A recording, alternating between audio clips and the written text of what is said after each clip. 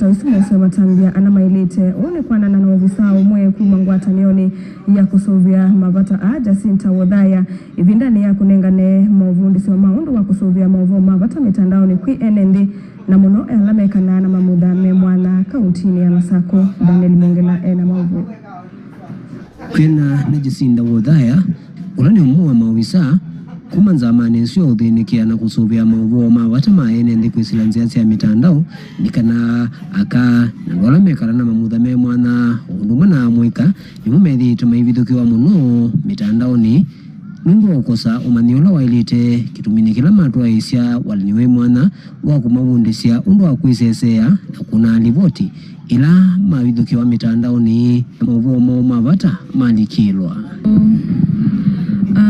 You often find that women and persons with disability are left behind. There's a very big gap when it comes to digital literacy and when it comes to awareness on data protection. One, because of lack of resources. Number two, because of the cultural nuances and societal perception of women and persons with disabilities. Even when it comes to things that are not digital, they're often left behind. So we have made it intentional to bridge this gap between women and also persons with disability to ensure that they take advantage of the opportunities that are there to grow themselves on the internet.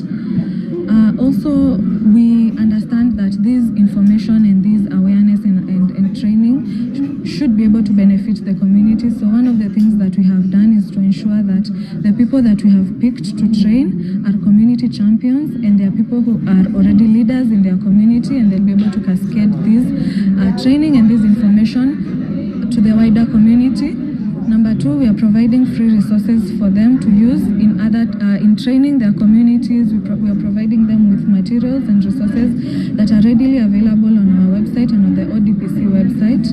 Number three, the ODPC has prioritized Machakos County as part of this awareness program. So they are doing a nationwide, they have developed a nationwide strategy that they are trying to bridge this data protection information and knowledge gap.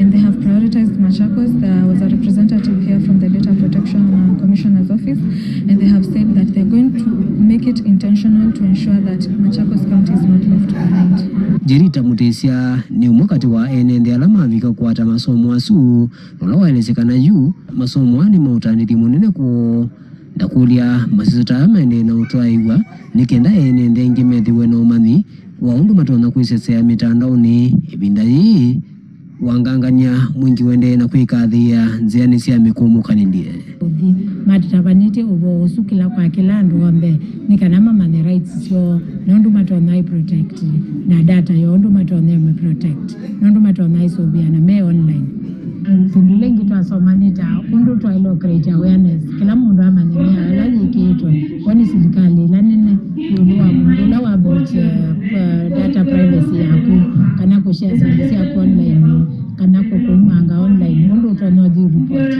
na sindulengi na sita somanita mundu ibyo ene onaitutwalo protect data yitu ilaji ku online nikana okethia nitesobia na nando ala matoma kutumia data ilaji ivona hii. Yes, you find that because of the low resource level and low digital literacy levels, especially in rural and areas that are not in urban areas, you find that women and persons with disabilities are often left behind when it comes to literacy and when it comes to accessing resources that will make them safe on the internet.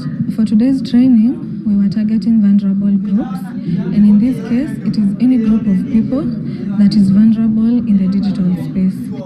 Daniel Mongela, Mutongo TV, kuva kauntini ya Machakos.